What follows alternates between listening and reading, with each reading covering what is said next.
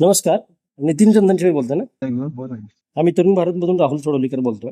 कालच्या शिवसेनेच्या वर्धापन दिनाच्या स्टेजवर आपण जी एंट्री घेतली, खरं तर ती अनपेक्षित होती.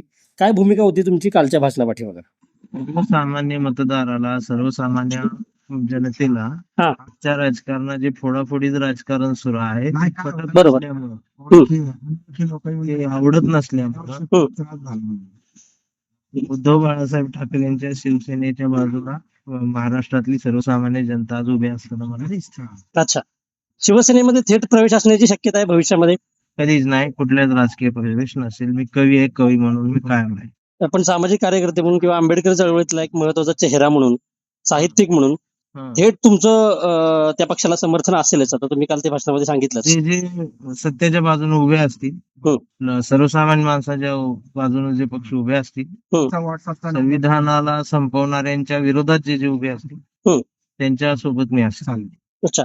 आंबेडकरी समाजातून काय प्रतिक्रिया आहे जेव्हा तुम्ही हिंदुत्वाच्या एक ठोस अजेंडा घेऊन जाणाऱ्या पक्षाबरोबर जेव्हा तुम्ही जातात? काल तुम्ही सांगितलं की मी सुद्धा माझं जाणीवा, मेंदूतल्या जाणीवा मी माझ्या जिवंत कुठेवर ठेवायच्या, मी सुद्धा त्या हे केल्या पाहिजेत, मी इथं जुळते घेतलं पाहिजे. आज गरजेचं आहे, जोडलं गेलं पाहिजे, समीकरण महाराष्ट्रामध्ये तयार झालं पाहिजे असं अच्छा. वाटतं. आणि तर हिंदुत्वापेक्षा शेंडे आणि जाणव्यातून मुक्त झालेलं हिंदुत्व असं उद्धव साहेबांनी बोलल्यामुळे ते आमच्या मनाला भावलेलं आहे.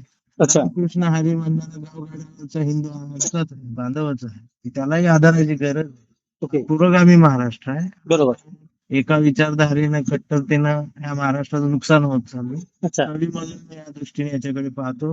महाराष्ट्राला सगळ्या एकमेकांचा हात हातात घेऊन या देशाच्या प्रत्येकानं संविधानासाठी, लोकशाहीसाठी उभं राहिलं. शिवसेनेकडून तशी काही ऑफर आलेली आहे तुम्हाला? तुम्ही काल संजय राऊतांचं नाव घेतलं. हो, आता साहेब 2 तास माझ्यासोबत चर्चा. अच्छा.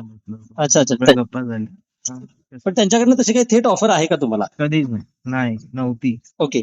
महाराष्ट्रातला वास्तववादी, समतावादी, आंबेडकरवादी कवी आहे, जो पॅन्थर आहे, या नजरेतून त्यांनी मला त्यांच्या स्टेजवरती बोलवलं होतं आणि सन्मानाने बोलवलं असेल तर मी गेलो होतो. डेफिनेटली. मला एक प्रश्न असे का, शेवटच्या प्रश्नाचं उत्तर द्या.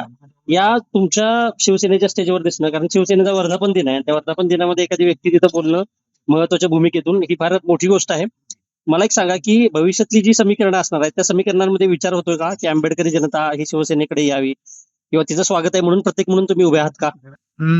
त्या पद्धतीने मी अजून सध्या तरी बघत नाही, पण मला असं भविष्यात वाटतं की जर संविधानावरती वाकडी नजर ठेवून जे काही माणसं या भारतामध्ये आहेत त्यांना जर अडवायचं असेल तर समीकरण जुळणं सुद्धा तेवढंच महत्वाचं. मला एक सांगा की भविष्यात जर शिवसेनेकडून आपल्याला थेटपणेच मी विचारतो की उमेदवारी दिली किंवा शिवसेनेच्या सदस्यत्वाचा तुम्हाला स्वीकार करा असं ऑफर दिली तर आपण जाल का या भूमिकेशी समन्वय साधून?